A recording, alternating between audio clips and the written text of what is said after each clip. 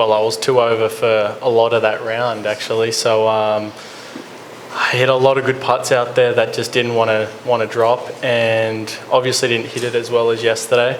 But I'm just so pleased with the way I stayed very patient in them tough times. Yeah, you bounced back a few times with a few birdies after a few drop shots. That must give you a bit of confidence as well, that you can grind it out like that. Yeah, exactly. I think whenever I basically made a bogey, I kind of really, I was still in good shape, obviously, because of my round yesterday, and just stayed quite patient. So I was sweet. And did you think it was a tougher day for scoring, or was it more down to how you were playing yourself? Early on, it's just a little bit different with a little bit of that. I don't know if it's fog or whatever, but there was visually a little bit different. The ball wasn't going as far. There was actually 2 or 3 tough pin positions. I'm not sure what holes, but when you leave yourself 30 feet, it's not ideal. So I struggled on them holes, and I felt like I made up for it a little bit on some of the other easier pin positions. So. Oh, that's good. Well, it's a great position anyway to be in. So we'll open the floor and take questions. Joey? Blake, just take us through the finishing holes again. I mean, again, you did really well on the finishing holes. 8 is okay, but 9 is a pretty difficult hole as well, and then you birdied both of them. Did you have any chance on the 16th or the 7th as well? The 7th, it was like I nearly had to take an unplayable. I was kind of half standing in the bunker. My ball was buried. Didn't really have a stance. My right hand, I actually gripped down on a lob wedge that much. I was just holding onto the shaft. So I was quite pleased with just making par on that hole. But yeah, definitely that finish, basically 8. Yeah, I just hit a perfect drive, and every shot on that hole was just absolutely to tee. So that's one thing I really, walking in between 8 and 9, I said to my caddy, if there's anything I can take away from today, is definitely the way I just played the 8th hole is perfect for me. Can you just take us through the 8th and the 9th hole? Yeah, the 9th hole, obviously went a little bit too hard at a 3-wood and just went in that trap on the left. I had 175 flag, and I practiced that shot a lot, actually. It's probably I actually practiced that a lot. I've worn out my 6-iron pretty much. But yeah, just hit a perfect 6-iron from 175 and left myself with a 15-footer, and I was kind of, it's not expected to make birdie up that hole, so it was kind of a little joke between my caddy and I, like, let's just finish it off here. So I was very happy with that, to shoot under par, with the way I kind of played today. I'm super happy, yeah. Fergus? Blake, how did you feel when you stood up on the 10th tee today? Did you feel the pressure of being the leader, or did you feel quite calm? I actually felt quite confident. I just felt like I was just playing on from yesterday, right? I felt like my tee shot was pretty good. I hit a few good shots early, and then it obviously, you do think about it a little bit. I didn't hit it as good as yesterday, obviously, so yeah, but overall, I'm pretty confident, to be honest. I feel really good, and I'm just enjoying this week and taking in as much as I can, pretty much. So. And they always say that following up a super low round is tough, so you must feel pretty proud to be under par today.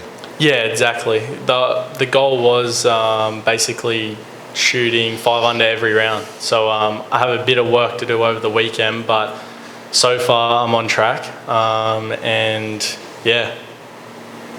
Okay, next question, Justin. How different would you have felt, Blake, walking off if you'd gone par to finish and maybe dropped a couple today? Yeah, it was. I was trying not to think about that because, it wouldn't have been as good. Obviously, I would have been trying to stay positive. Like, it's all good. That's why, I shot a good round yesterday, so I'm still in good stead. But yeah, no, fortunately, I don't have to think about that. But yeah, no, definitely wouldn't have been as pleased. So. And obviously, you're not going to have 4 brilliant rounds in a row, so you might have one where you sort of not at your best. Is it nice to get that out of the way and not too much damage done? And obviously 36 holes to go, you're still in a great position. Exactly what I said to my caddy. That was the most pleasing thing about today, is hopefully that was my bad round, and I grounded out quite well. So it's not really that bad, you know. So still moving forward, and yeah, hopefully 2 low ones the next 2 days. And Jason, your caddy, he's one of your old man's mates, is that right? How's that relationship working? Yeah, he's a bit of a chopper on the golf course, but he's a legend. Yeah, I felt like he was very calm out there through yesterday's round and today, and I think he was enjoying the cameras as much as me, if not more. Swami? Blake, is the course playing a bit tougher than what it did yesterday? And considering there's a lot of players to come back in the afternoon. Do you see the score coming much closer to what you are? You've got a handy 3-shot lead at this time. Yeah, right. I feel like it's out there. Yeah, like obviously yesterday I just felt like I obviously executed quite well, but it wasn't anything crazy. I had a lot of lip outs too, so I feel like someone could definitely shoot 8 under this afternoon. Early on, it was basically, that's all I could put it down to, is just that the ball was going a little bit shorter. That's why it played a little bit tougher, and three pin positions out there. So other than that, I felt like it was kind of similar to yesterday. Is there a difference in the breeze between the morning and the afternoon here? Yeah, exactly. I prefer the afternoon.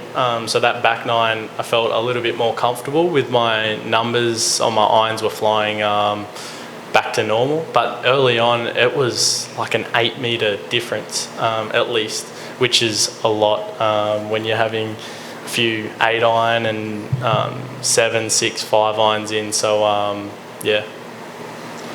Okay, next question, Lauren. Blake, just going back to Justin's question about your caddy, it's your dad's friend, you were saying, and you've actually had some success with him before. So can you just tell us who he is and where you have played before and the success that you've had? Yeah, Jason McBeath.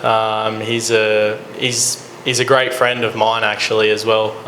But yeah, Dad must have given him a bell and said the opportunity was open, and Jason actually told me it's kind of like you only live once. Might as well, when this opportunity comes up, might as well take it and come over here, see a bit of China.